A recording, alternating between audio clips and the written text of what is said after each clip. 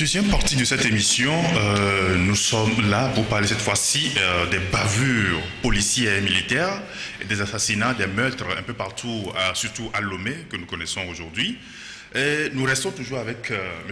Emmanuel Sogadi. Il est le président de la Ligue des consommateurs du Togo. Je rappelle qu'il est également membre de la Ligue togolaise des droits de l'homme. Emmanuel, merci d'être resté avec nous. Merci. Et nous avons un nouvel invité sur le plateau. Il s'agit bien évidemment, vous le connaissez, c'est Ferdinand Haïté. Bonjour. Bonjour Ferdinand. Bonjour Isidore. Bienvenue. Merci. Je reste avec vous Ferdinand. Est-ce que vous comprenez cette chose-là? On veut, au nom de la sécurité des citoyens, on tue les citoyens. C'est quoi ce paradoxe? Oui, je pense que ce n'est pas des faits nouveaux. Nous sommes habitués depuis des années à cette dérive militaire et policière, ces bavures. C'est vrai qu'on peut rapidement faire le parallèle avec ce qui se passe actuellement aux États-Unis. La différence, c'est que là-bas, les gens sont dans la rue pour revendiquer leurs droits, conspuer la police et conspuer tous ceux qui soutiennent ces suprématies blancs qui tuent les gens. Bon, là-bas, ça a un caractère beaucoup plus raciste. Mais chez nous, c'est des crimes qui sont commis comme ça dans l'indifférence totale. C'est pour ça que je parle des États-Unis. Pour revenir au Togo, vous avez vu par exemple à Abidjan, il y a eu une réaction spontanée et puis dès qu'on est venu balancer les gaz lacrymogènes, les gens se sont dispersés. On attendra encore le prochain assassinat et chacun dans son coin. Alors, les policiers, les militaires, ce sont nos frères, ce sont des gens qui sont sortis de nos familles, de nos villages, de nos communautés, qui ont choisi le métier des armes, le métier de la protection. Et on ne sait pas véritablement la formation qu'on leur inculque là-bas. Et ils se retournent contre leurs propres frères, ils dégainent facilement, ils posent des actes quand même innommables. Et parfois on se pose la question si ce sont nos frères ou nos sœurs qui sont sortis de nous pour aller dans ce métier-là. Alors, c'est une problématique qui défraie la chronique parce qu'elle est d'actualité. On a vu avec le couvre-feu les dérapages qui ont été largement dénoncés sur les réseaux sociaux et aussi par les organisations des droits de l'homme. Sogadi est d'ailleurs là, il en parlera. Alors, les causes, il faut les chercher dans la nature même du régime. Et il ne faut pas chercher de midi à 14 h. C'est le régime qui tient le Togo depuis 54 ans ou je ne sais pas combien d'années. C'est un régime qui est fondamentalement basé sur la force brute. Et donc les assassinats, c'est depuis 1963. Le cycle a commencé et ne s'est jamais arrêté. Parce que ceux qui tuent au Togo bénéficient généralement de l'impunité. Lorsque il y a eu cette commission vérité, justice et réconciliation, vous avez vu les délégations des officiers qui sont allés là-bas au nom des FAT pour nier les faits des exactions que les militaires ont eu à commettre dans ce pays depuis des années. Les assassinats, des exactions sur les populations, lors des manifestations et tout ça. Alors, aujourd'hui, le phénomène est beaucoup plus visible à cause des réseaux sociaux, parce qu'il y a ce qu'on appelle aujourd'hui le journalisme citoyen, c'est-à-dire que les gens avec leur téléphone intelligent, dès qu'il y a un assassinat, on n'attend plus de voir les images dans un journal le lendemain.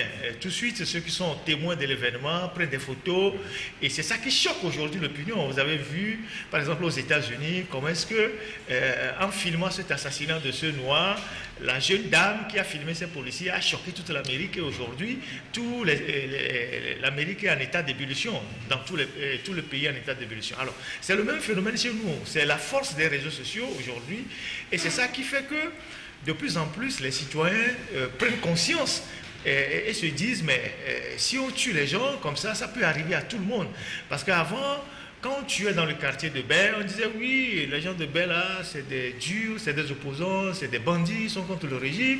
Et puis après ça a évolué, on a tué, on a massacré les gens à Sokolé, à Bafilo, à Mango. On a dit oui, les Kotokoli, avec une connotation musulmane, c'est des gens, ils sont, voilà, ils sont pas calmes, ils sont agités, il faut les écraser.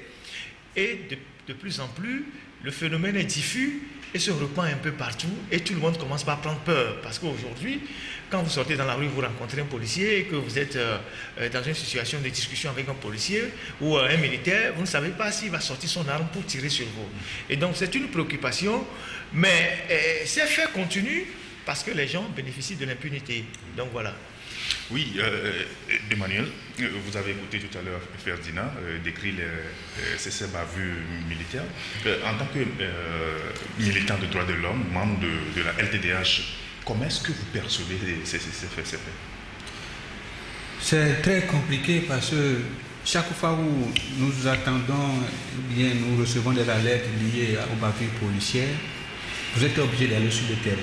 Parce que vous ne pouvez pas en tant que défenseur, puisque moi je suis le président de la commission enquête et investigation de la TDH, donc tu es obligé soit d'aller sur le terrain, d'aller avec vos éléments, et pour pouvoir attendre des instructions au bureau de la TDH et de faire des recommandations, c'est-à-dire en termes d'action et conduite à tenir.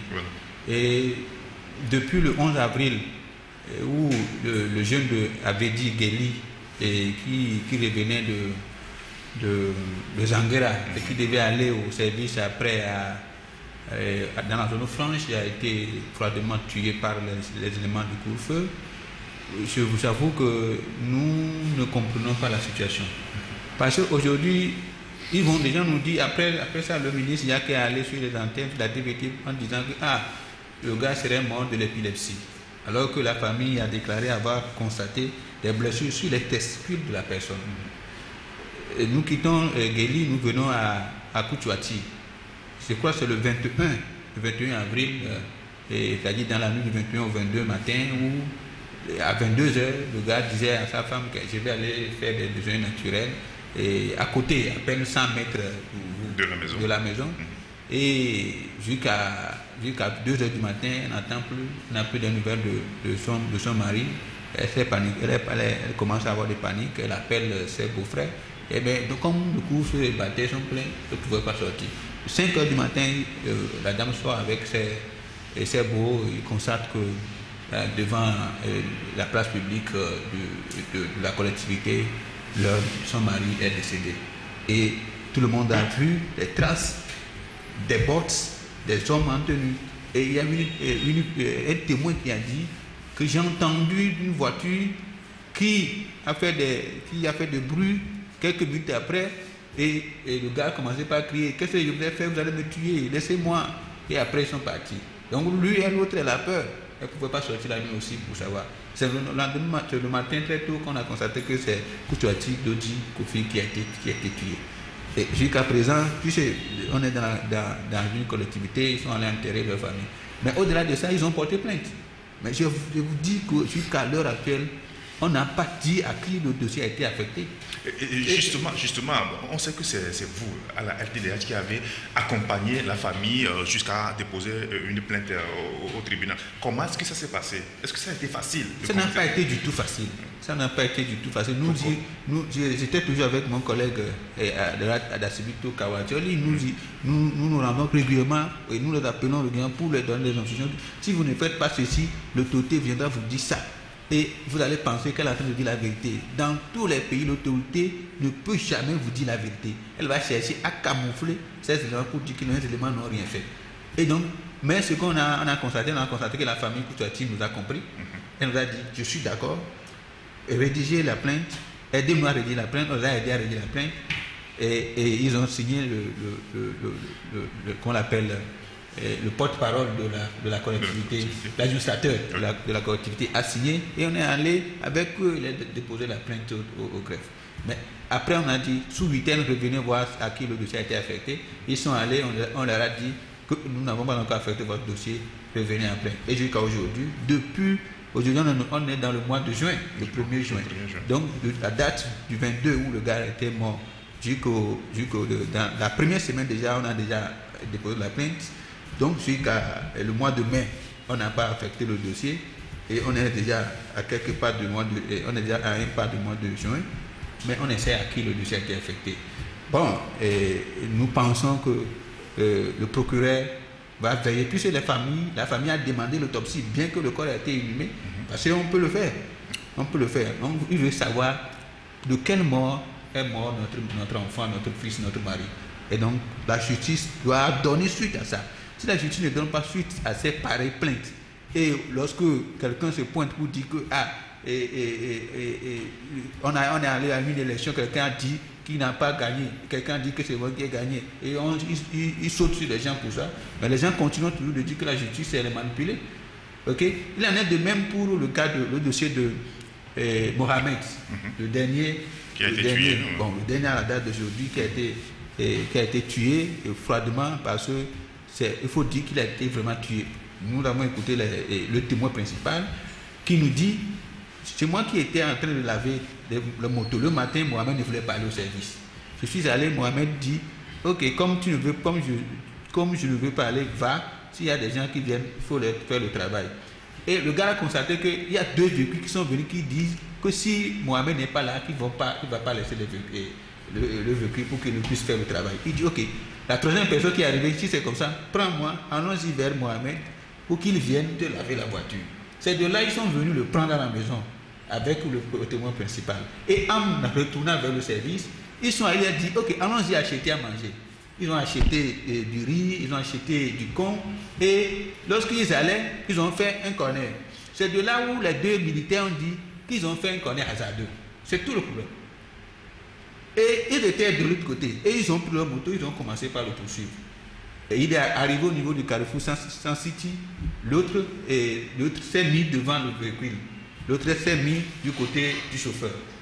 Et celui qui est du côté du chauffeur a commencé par le chicoter avec sa ceinture. Parce que Mohamed avait un couteau qu'il a brandi sur les... Non, Mohamed n'a pas de couteau, laisse-moi te dire. Mohamed n'a pas de couteau. Et Mohamed a retiré la ceinture. Mais qu'est-ce que j'étais fait? Mohamed connaît la personne. Les 2 témoins, ils connaissent la personne, le militaire. Il dit, mais tu ne me connais pas? Qu'est-ce que j'étais fait? Pourquoi tu me gifles avec ta ceinture? Et il a pu retirer la ceinture. Je dis que là, l'autre témoin avait l'enfant de Mohamed sur ses jambes, dans la voiture, côté contrôleur. Et il est sorti. Au moment où il est sorti, en ce moment, Mohamed a mis la clé de la voiture dans la poche. Et l'autre militaire a fait, celui qui le chicotait toujours, il a pris un couteau. C'est le couteau du militaire, non pas le couteau de Mohamed. Que ceux qui nous suivent, nous écoutent, le savent très bien. Donc, et il a pris son couteau pour, soi-disant, couper la poche de Mohamed pour sortir la clé de la voiture.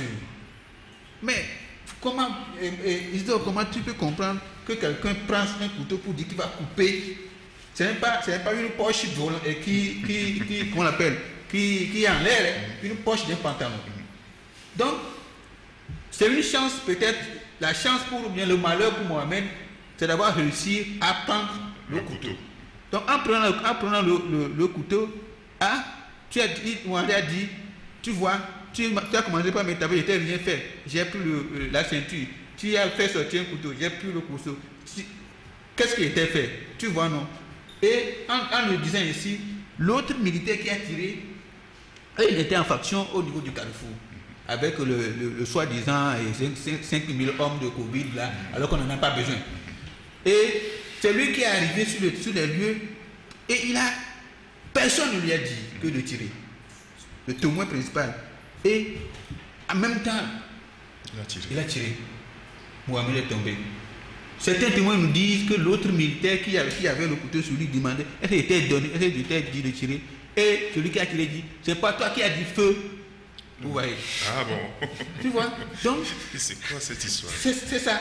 C'est pas toi qui as dit feu. Ça veut dire que, d'abord, celui qui a... D'abord, en principe, les 2 militaires n'ont pas raison de poursuivre quelqu'un qui a mal conduit en circulation. Ils ne sont pas des policiers. Ils ne sont pas des policiers. Secondo, celui qui est en faction au niveau de... Il n'est pas là pour ça. Au niveau de Sans City, au cas de Sans City, il n'est pas là pour ça. Il est là pour la force Covid. En principe, la force Covid dans certains pays, comme au Madagascar, on a vu, dans d'autres pays, Les gens sont dans les carrefours en sensibilisant leurs citoyens, porter les masques, non pas seulement lorsqu'on empêche les gens de circuler la nuit. Est-ce que c'est ça qui va réduire la contamination? Aujourd'hui, on est en train de constater qu'ils sont en train de repousser l'heure. Non, ce n'est pas le problème.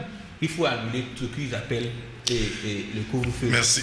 Donc, non, j'ai pas fini. Excusez-moi, c'est vrai que le temps va nous faire défaut. Mais pour ces plaintes-là, l'autorité manipule ces familles. Manipule des familles. Comment, en quoi faisant? Manipule les familles pour dire ne confiez pas vos dossiers à tel organisme de défense des droits de l'homme, confiez ça à l'autre plutôt qu'à celle-ci. Mais nous, on ne comprend rien. Et je vous dis, hier nuit, j'ai reçu l'audio d'un membre d'une famille qui disait que c'est nous qui allons leur conseiller à faire le dossier. Après, ils sont allés vers d'autres organisations. Et j'ai constaté qu'ils comprennent pour le moment rien. Et ils voulaient revenir. Mais je n'ai pas encore reconduit. Il y a des organisations plus policières que d'autres, c'est ça? C'est ce que l'autorité est en train de faire croire aux autres. C'est ce qu'elle est en train de faire croire aux autres. Je ne vais pas donner le nom, mais que des gens qui nous écoutent et qui nous suivent n'ont qu'à regarder, n'ont qu'à suivre mon regard. En tout cas, moi, je veux connaître le nom. Tu veux connaître, oui, tu veux connaître. Donc, c'est pas bon que les autorités puissent manipuler les populations. Lorsque un défenseur des droits de l'homme vient sur le terrain, nous, on ne fait pas un travail pour avoir de l'argent. Non, les familles ne nous donnent rien. Nous nous déplaçons. Et Dieu seul sait si nous avons les frais de mission de nos organisations avant de venir sur le terrain. Et les risques que nous courons, c'est Dieu seul qui nous protège. Ça, je remercie Dieu vivant pour ça. Maintenant, si on les conseille et les gens ne pensent pas que nos conseils sont utiles pour eux, et ils écoutent les autorités qui disent, par exemple, le dessus de Mohamed, des gens sont allés à la gendarmerie plusieurs fois. Ils ont reçu des appels des ministres plusieurs fois. Et qui sont allés à la gendarmerie? Les parents. Et aujourd'hui, on ne sait pas ce qu'ils leur disent.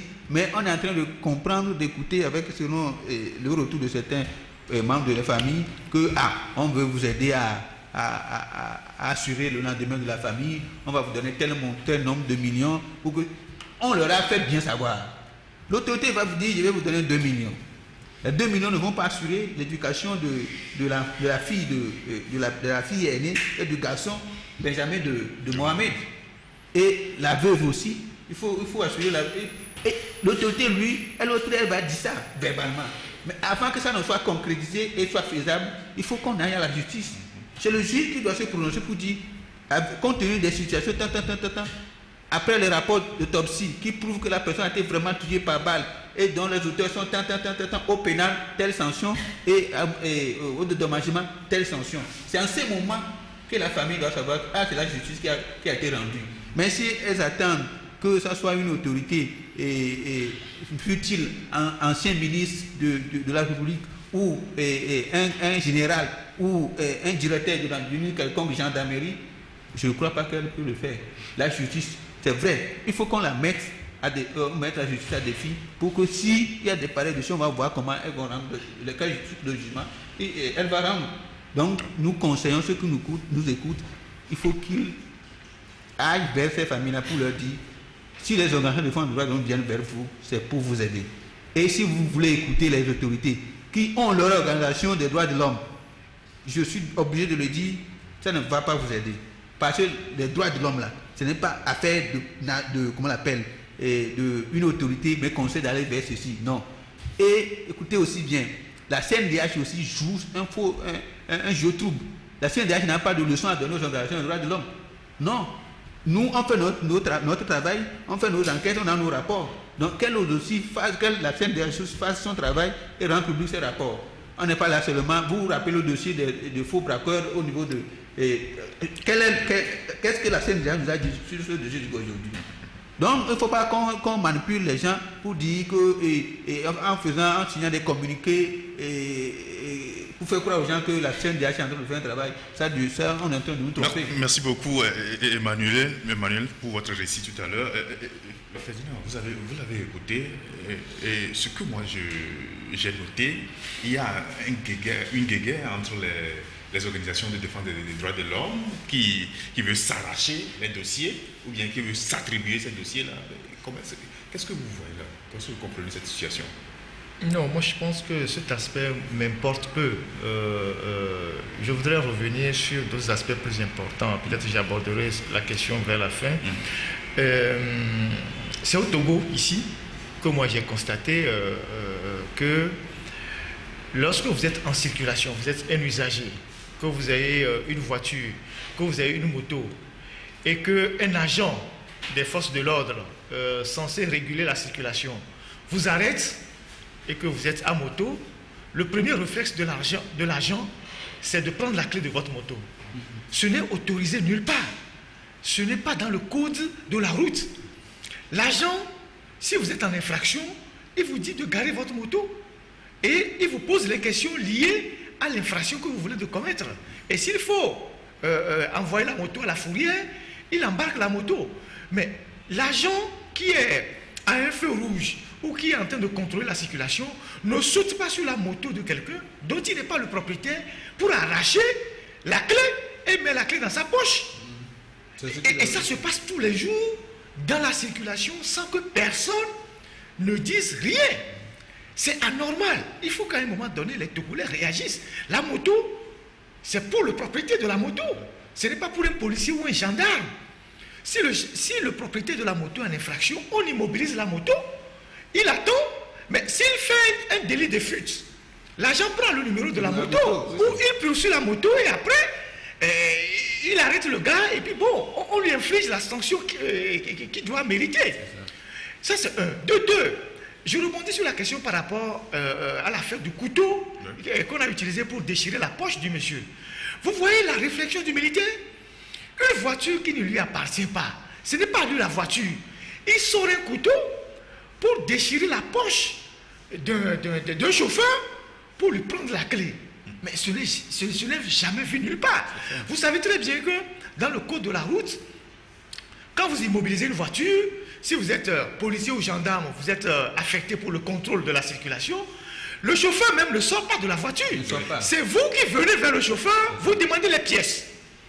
Il vous montre les pièces, et quand vous trouvez d'abord une anomalie sur les pièces, vous lui dites de serrer, de bien serrer, et si c'est un malfrat que vous êtes en train de chercher, et que vous avez retrouvé ces traces à travers les pièces, vous lui dites de sortir de la voiture. Vous dites, bon monsieur, sortez de la voiture.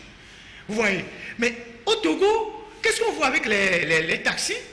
Dès que le gars du taxi, on immobilise le taxi, il sort avec les pièces de la voiture, il met 1000 francs au milieu des pièces, il remet les pièces à l'agent de police. L'agent de police fait semblant de fouiller les pièces. Il sort les 1000 francs ou les 500, il met dans sa poche, il lui remet les pièces et il est parti. Et comme ils le font avec les chauffeurs, les taximans, ils ont tendance à le faire aussi avec les particuliers. Vous voyez, quand ils arrêtent un particulier en pleine circulation, ils attendent que le particulier sorte de la route pour venir vers eux. Or, dans tous les pays, normalement, c'est l'agent de police ou de gendarmerie qui se déplace vers le chauffeur. Pendant ce temps, le chauffeur reste sur le volant. Mais il coupe le contact et il met les pièces à disposition de l'agent de contrôle. Je pense que nous avons, en tant qu'hommes de médias, une éducation civique à diffuser envers les populations pour que les populations refusent cette façon des policiers de se comporter. Ce n'est pas normal. Et je ne sais pas pourquoi leurs patrons continuent de les laisser de se comporter ainsi. D'abord, tous les agents de force de l'ordre et de sécurité doivent avoir une bande patronymique sur leur poitrine, sur laquelle il y a leur nom.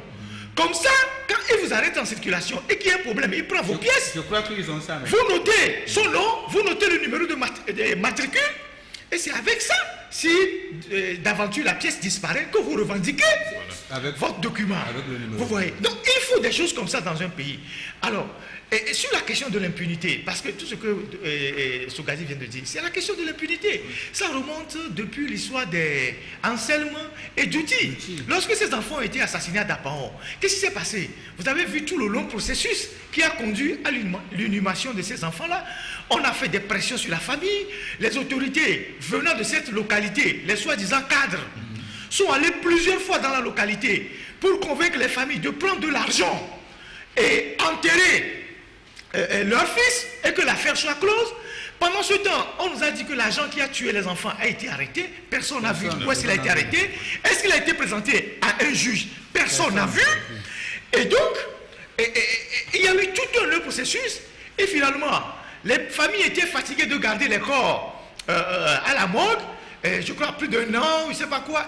Ils ont fini par céder pour enterrer les gars. Alors, la même chose s'est passée avec d'autres cas. Et vous savez que des gens qui ont été responsables de ces assassinats, ces policiers ou gendarmes, s'ils sont en vue, par exemple, si la personne a commis un crime à Takwame, parce qu'on le connaît à Takwame, on fait semblant de le punir, on dit il est en tôle, vous le retrouvez caché quelque part vers Naki Est ou Jakpanga en train de travailler. On l'affecte juste pour l'éloigner de la vue des gens. Et donc, c'est comme ça que les autorités assurent l'impunité à ces criminels qui sont dans la police et dans l'armée. Vous avez vu le cas de ces faux braqueurs qu'on a exécutés à Kanikope, je ne sais pas. Oui, Kanikope. Kanikope là-bas, qu'on a voulu nous faire croire que ce sont des braqueurs, alors qu'on est parti les enlever à leur domicile, devant les familles, et qu'on les a retrouvés morts là-bas. Cette affaire est toujours là. Ils n'ont pas voulu que la famille aille plus loin en portant plainte. Ils sont allés, ils ont mobilisé les communautés pour aller dire à la famille d'accepter de l'argent pour enterrer les morts et que l'affaire soit close.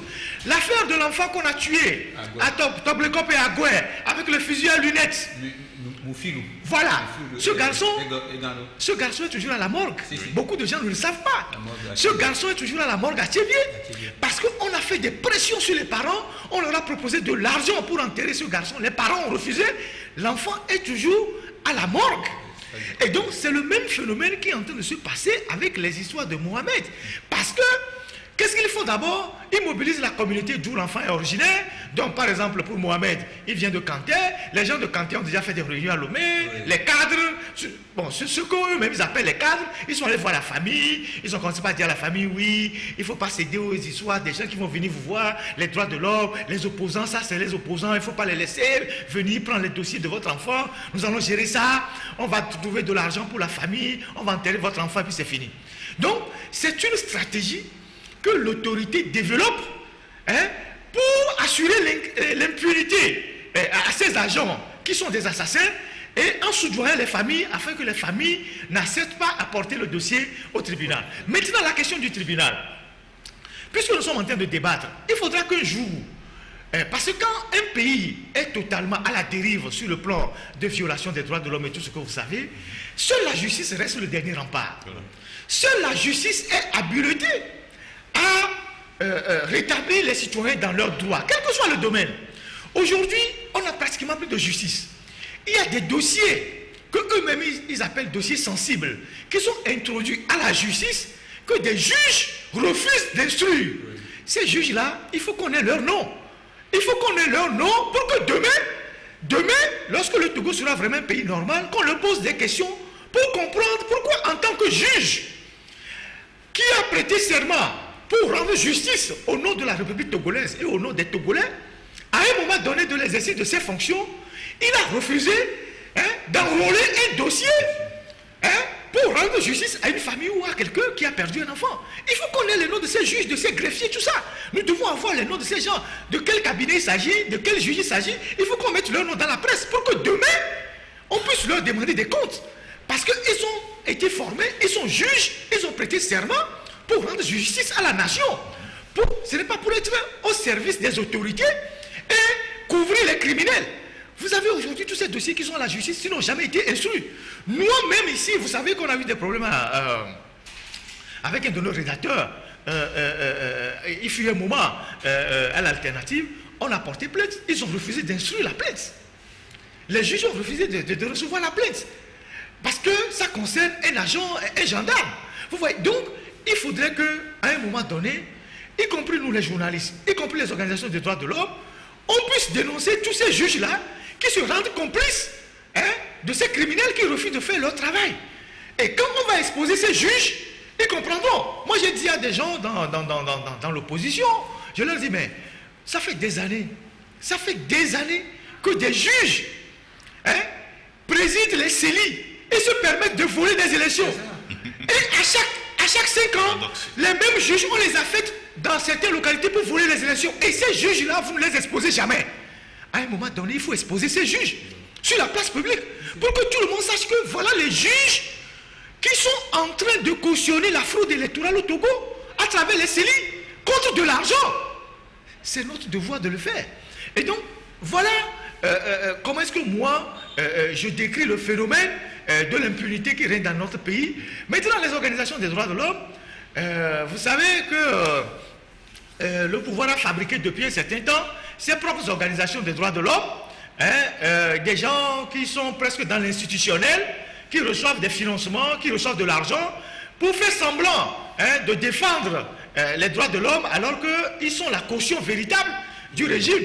Et ce n'est pas seulement la CNDH. La CNDH, c'est une organisation déjà institutionnelle, mais il y a des organisations, soi-disant de la société civile, que tout le monde connaît aujourd'hui au Togo, qui ont été caporalisés par le régime, qui reçoivent des financements. Et lorsqu'il y a des cas pareils, comme ce que Emmanuel Sogadi vient de décrire, on va vers les familles, on fait tout pour arracher les dossiers dans les mains des organisations crédibles, on va leur confier ces dossiers aux organisations manipulées par le régime pour dire oui, ne vous inquiétez pas, n'allez pas à Amnesty, n'allez pas à LTDH, n'allez pas ici, allez peut-être à la CNDH, allez au CACIT, voilà les organisations crédibles, eux ils vont vous aider à régler le problème. Voilà comment le système fonctionne. Et c'est de notre responsabilité en tant que journaliste de dénoncer tout ça, vous voyez. Et donc, moi je reviens au code de la route et je lance un appel à toutes les associations qui s'occupent du code de la route. Je pense qu'il y a des associations et tout ça qui font les histoires de code de la route pour intervenir auprès des autorités afin qu'on sensibilise les soldats qui sont dans la rue.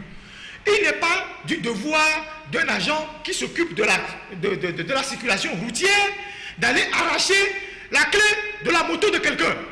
Et ceux qui aussi ont les motos, ils circulent. Lorsqu'un militaire ou un policier veut arracher la moto, la clé de votre moto, refusez, parce que ce n'est pas son droit.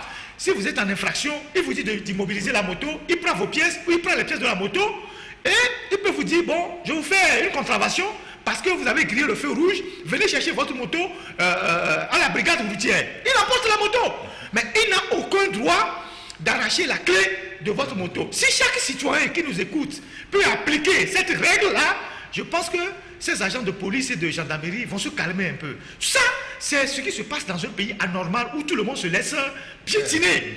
Voilà, c'est ça. Merci Ferdinand. Pour ajouter aux côtés de la population routière, il faudrait désormais que même la garde présidentielle, qui est là au bord de la route, la police présidentielle, la FIP. La FIP, il faudrait que cette garde-là aussi cesse d'arrêter les gens. C'est pas leur rôle. Elle n'est pas leur rôle. C'est ça. Elle n'est pas là pour tout est mélangé. La dernière fois, je suis d'accord. La dernière fois, je venais, je voulais passer et il s'est pointé sur la route pour dire que moi j'ai violé le feu. Alors que lui, moi je n'ai pas su que j'ai violé le feu en toute réalité. Mais lorsque je l'ai vu, je ne voulais pas de problème. Ok, comme tout autre citoyen qui voulait éviter un problème, je me suis tourné pour prendre notre chemin pour partir. Mais je l'ai dit, il y a des fois qu'on voit certains de nos collègues qui sont dans cette garde-là. On leur dit, mais pourquoi vous faites ça? Et lui dit, mais Emmanuel, toi tu veux que nous on mange? Vous voyez les policiers qui construisent des maisons parce qu'ils braquent les gens, vous voulez que nous, les gardes présidentiels, pauvres gardes présidentiels, qu'on manipule, chaque fois nous ne puissions pas manger. Tu vois la réponse qu'il m'a donnée. Pourquoi il ne peut pas réagir? Ils sont habitués à chaque fois. On regarde dans la même direction, on attend qu'on donne quelques minutes à leur chef de corps qui vient leur donner 20 minutes, ils sont satisfaits.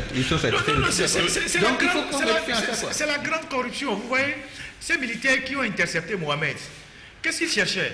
C'est de l'argent. C'est de l'argent. Comme les policiers le font dans la rue. Ils cotisent de l'argent. Et puis, qu'est-ce que leur ministre de tutelle a dit? Que c'est pour les brochettes, qu'ils prennent de l'argent pour aller manger les brochettes. C'est ce que Yank a dit. C'est ce que lui-même il a dit. Que bon, il faut que les militaires, les policiers, bon, qu'ils arrêtent un peu de prendre l'argent pour les brochettes. Tout ça, c'est ce qu'il a dit. Donc, c'est l'argent, c'est la corruption. Alors, ce phénomène, c'est un phénomène bien organisé. C'est-à-dire, quand vous allez par exemple au grand marché, vous avez le policier qui est au grand marché à Orlando là-bas. Il a les numéros de tous les taxis qui ont versé l'argent. Ils ont des codes. Les taxis qui font Lomé-Baguida, il a tous les taxis qui ont des codes. Quand quelqu'un donne l'argent, on met le code. Et il le signale. Donc tous ceux qui sont sur la rue ne l'arrêtent pas. Celui qui n'a pas donné l'argent, il a aussi le code. Il le faut arrêter en chemin. Bon, tout cet argent qu'ils collectent là, quand ils retournent dans leur commissariat, leurs patrons prennent. Des gens prennent. C'est comme l'argent qu'on prend aux frontières. Je suis sûr que là, depuis qu'on a fermé les frontières, ils seront malheureux. Parce que tous les jours, quand vous traversez, il a qu'on dit, vous donnez 500. Que que vous n'avez pas de carte d'identité, vous donnez seulement 500. Le gars, il a un panier là-bas. Il met les 500 dedans seulement, il met les 500. Et le soir, il ramasse l'argent, il se partage. C'est pour ça que dans la police ou dans la gendarmerie ou tout ça, lorsqu'on veut affecter les gens vers les frontières, c'est une bagarre. Oui, les gens vont faire des courbettes à leur patron, tout ça. Et l'affectation devient népotisme. Les gens voient leurs frères, leurs cousins, leurs soeurs aux frontières parce qu'ils savent que c'est juteux. Alors, lorsqu'on aura décidé de combattre tout ça, de combattre la corruption, pour que le policier, pour sa brochette ou pour sa bouteille de bière, ne soit pas amené à tuer un innocent comme Mohamed, il faut que les autorités sévissent. Parce qu'on ne peut pas aller enlever la vie de quelqu'un parce qu'on le pourchassait pour prendre 1000 francs chez lui. 1000 francs. C'est ça. Oui, excusez-moi, il y a aussi le phénomène au niveau de l'intérieur. Si je prends l'exemple la route Montien-Toum, vous allez voir des gendarmes qui sont là pour dire, pour la sécurité des citoyens, mais chaque moto qui passe, vous payez 200. Oui, c'est ça. C'est la même chose sur la route de Nabeto en allant vers le Bénin. Plusieurs endroits sur le territoire national. Mais ce ne sont pas des péages. Non, on ne peut pas. Lorsque tu es là, ok. Ça, c'est des coupeurs de route officielle. Oui, c'est ça. Coupeurs de route officielle. C'est ça. Mais vous payez rien à faire. Vous prenez c'est des coupeurs de route officielle. Pourquoi si quelqu'un vient après vous dire que telle moto en a volé là, tu dis ah, la moto vient de passer par ici. Ouais. Mais vous, ils disent qu'ils vont prendre le numéro, ils enregistrent le numéro, mais ils ne font rien. Et c'est 200 qui prennent sur les motos. Nous, on avait écrit à l'époque au ministre de la Sécurité, mais on n'a eu aucune réaction. On a même fait des réactions publiques. Mais ce n'est pas sérieux. Parce qu'eux-mêmes, les autorités, ils savent que ces agents de police et de gendarmerie sont tellement dans la misère que sans leur donner un ordre officiel, on les laisse raqueter les gens. Parce qu'ils savent que c'est ça qu'il faut pour pouvoir arrondir, je ne sais pas comment on appelle, leur feu du mois. Donc on ferme les yeux. Vous voyez, parce qu'ils savent qu'ils sont mal payés, qu'ils sont dans la misère. Alors quand on les déploie, on les laisse. Il n'y a pas de mission. Ouais, on les laisse raqueter les taxis, les motos, tout ça. Et donc les gars, vous les voyez, ils ont plusieurs poches. Vous voyez, ils ont plusieurs poches. Donc ils mettent les sous dans les poches et tout ça. C'est comme ça qu'ils font. Donc je pense qu'à un moment donné, nous avons plaidé à l'alternative pour qu'on applique le statut de la police. Nous avons beaucoup écrit parce que les policiers nous ont vus. Nous avons plaidé leur cause en disant, mais on a adopté, voté le statut de la police à l'Assemblée nationale, il faut prendre le décret d'application. Vous voyez que ça fait plus de 6 ans, presque, que le décret d'application n'a pas été pris par le chef de l'État pour que les policiers puissent rentrer dans leurs droits. Merci, monsieur. Le débat devient intéressant, mais le temps qui nous est imparti arrive à terme. Nous allons mettre fin à ce deuxième numéro. Nous reviendrons tout à l'heure. Merci.